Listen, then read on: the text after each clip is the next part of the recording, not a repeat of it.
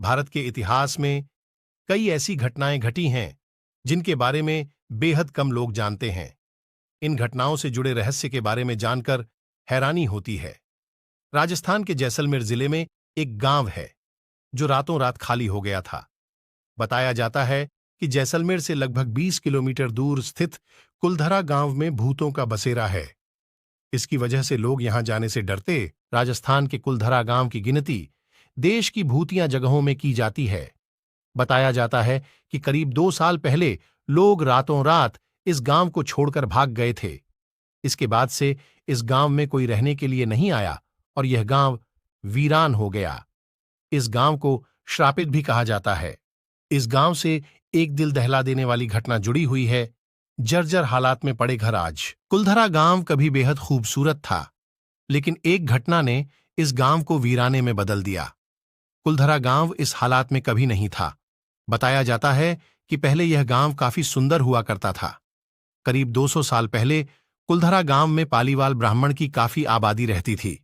साल 1825 में अचानक इस गांव को लोगों ने खाली कर दिया। मान्यता है कि लोगों ने गांव से जाते समय श्राप दिया कि जो कोई भी इस गांव में बसने की कोशिश करेगा वह पूरी तरह बर्बाद हो जाएगा। उस घटना के बाद यह श्रापित गांव वीराने में बदल गया।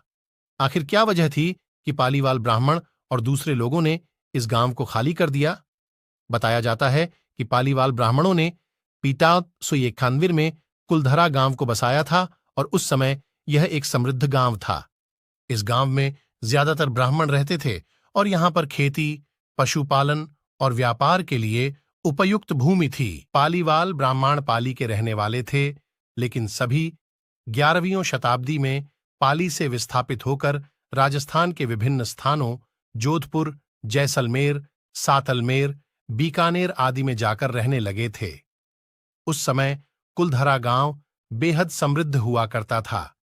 इस गांव में बड़ी बड़ी हवेलियां हुआ करती थीं। मान्यता के मुताबिक रियासत के दीवान सालिम सिंह की नजर गांव के एक ब्राह्मण की पुत्री शक्ति मैया पर थी।